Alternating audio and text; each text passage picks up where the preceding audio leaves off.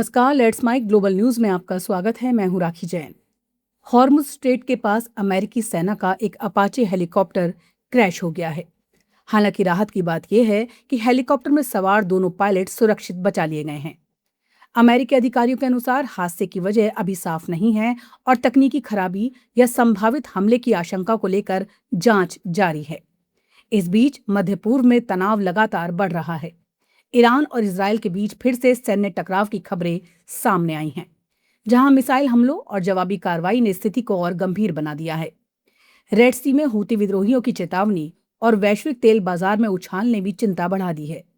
Brent crude की कीमतों में 3% से ज्यादा की बढ़ोतरी दर्ज की गई है। अमेरिका और इजरायल के बीच कूटनीतिक मतभेद की खबरें भी चर्चा में हैं। फिलहाल पूरे क्षेत्र में हालात बेहद संवेदनशील बने हुए हैं।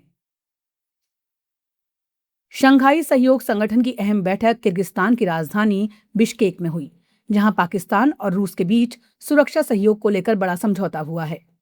पाकिस्तान के गृह मंत्री मोहसिन नकवी और रूस के गृह मंत्री के बीच हुए इस समझौते में अवैध इमिग्रेशन, घुसपैठ और नशीले पदार्थों की तस्करी के खिलाफ संयुक्त कार्रवाई पर सहमति बनी। दोनों देश एक दूसरे के यहाँ अवैध रूप से रह रहे नागरिकों की पहचान और वापसी में भी सहयोग करेंगे। बैठक के दौरान पाकिस्तान ने उज्बेकिस्तान, किर्गिस्तान और कजाकिस्तान के साथ भी कानून व्यवस्था और सुरक्षा सहयोग बढ़ाने पर चर्चा की। इसी बीच क्षेत्रीय राजनीति में रूस और अफगानिस्तान के बदलते रिश्तों को लेकर भी चर्चा तेज है, जिससे मध्य एशिया में शक्ति संतुलन बदलता दिख रहा है। कुल मिलाकर SCO मंच पर सुरक्षा और रणनीतिक सहयोग का नया दौर शुरू होता नजर आ रहा है। पाकिस्तान अधिकृत कश्मीर में हालात एक बार फिर तनावपूर्ण हो गए हैं। ज्वाइंट अवामी एक्शन कमेटी पर बैन के बाद रावलकोट समेत कई इलाकों में हिंसक प्रदर्शन हुए हैं। रिपोर्ट्स के मुताबिक झड़पों में कम से कम 11 लोगों की मौत और 70 से अधिक लोग घायल हुए हैं। प्रदर्शन उस समय और भड़क गया जब कमेटी समर्थक एक अस्पताल के बाहर इकट्ठा हुए थे। संगठन ने सरकार के खिलाफ शटर डाउन और चक्का जाम की कॉल दी है और लंबा मार्च निकालने की तैयारी में है। प्रशासन ने सुरक्षा कड़ी कर दी है। 200 से ज्यादा लोगों को हिरासत में लिया गया है और कई जगह इंटरनेट सेवाएं भी बाधित हैं।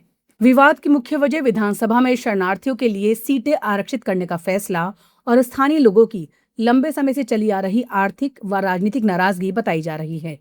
ब्रिटेन, ऑस्ट्रेलिया और कनाडा ने अपने नागरिकों के लिए ट्रैवल एडवाइजरी जारी कर दी है। तुर्की का रक्षा उद्योग हाल के वर्षों में तेजी से बढ़कर दुनिया के बड़े हथियार निर्यातकों में शामिल हो गया है। खासकर ड्रोन तकनीक में उसकी मजबूत पकड़ बन चुकी है। बायराक्तर TB2 जैसे लड़ाकू ड्रोन अब कई देशों की सीमाओं में इस्तेमाल किए जा रहे हैं। रिपोर्ट्स के अनुसार तुर्की लगभग 40 देशों को हथियार और सैन्य उपकरण निर्यात कर रहा है।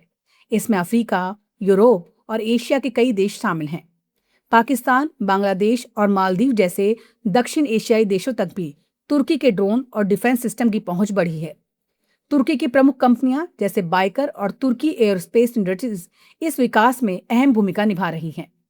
2025 तक तुर्की का डिफेंस एक्सपोर्ट लगभग $10 अरब तक पहुंचने का अनुमान है।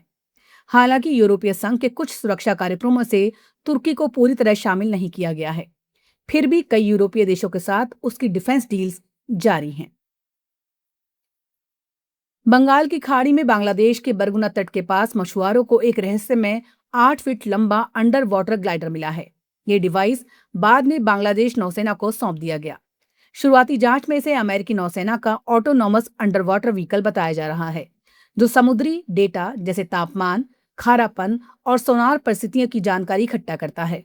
रिपोर्ट्स के मुताबिक ये सिस्टम अमेरिकी littoral battle space sensing programme का हिस्सा हो सकता है, जिसका इस्तेमाल पनडुब्बी ऑपरेशन और समुद्री निगरानी में किया जाता है।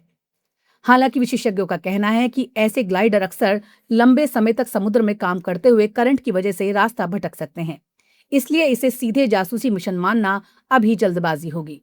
फिलहाल बांग्लादेश नौसेना इसकी तकनीकी जांच कर रही है और डेटा रिकवरी पर काम जारी है। ग्लोबल न्यूज में फिलहाल इतना ही। जुड़े रहिए लेट्स माइक के साथ। नमस्कार। आप सुन रहे थे let's mic more than radio. Follow कीजिए हमें हमारे सोशल मीडिया प्लेटफॉर्म्स पर। It's time for news. It's time for more than radio.